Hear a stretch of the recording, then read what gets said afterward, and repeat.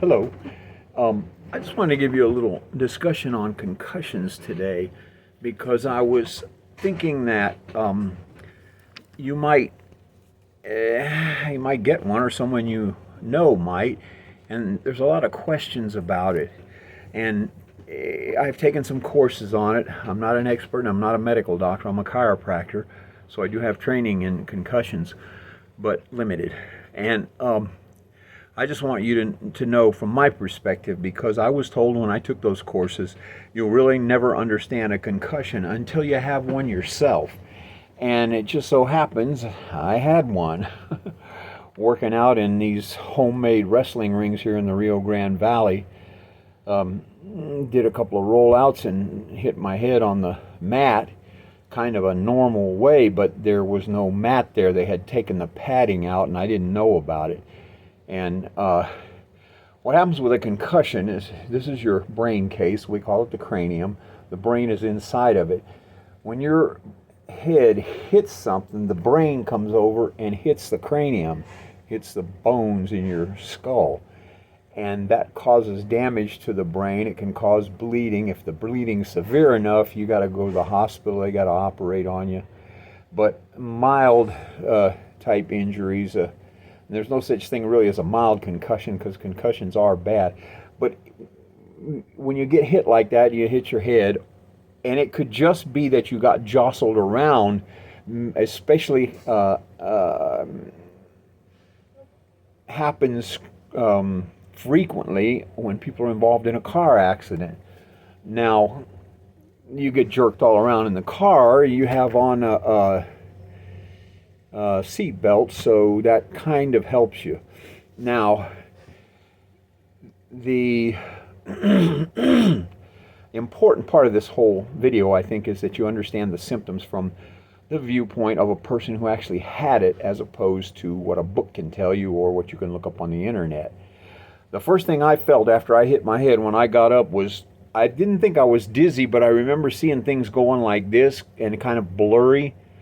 But really, that's a combination of dizziness and blurred vision. You don't feel as sure-footed as you were before the hit, and things just don't look the same way they did before, kind of hazy.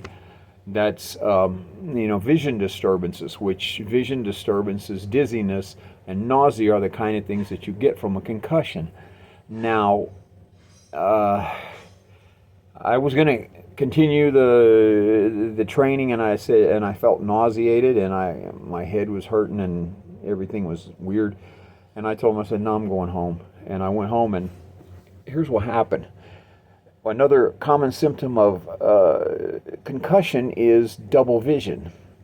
The next day, I got up, and I wasn't feeling well, but I was, I guess, better than I was the night before after the hitting my head.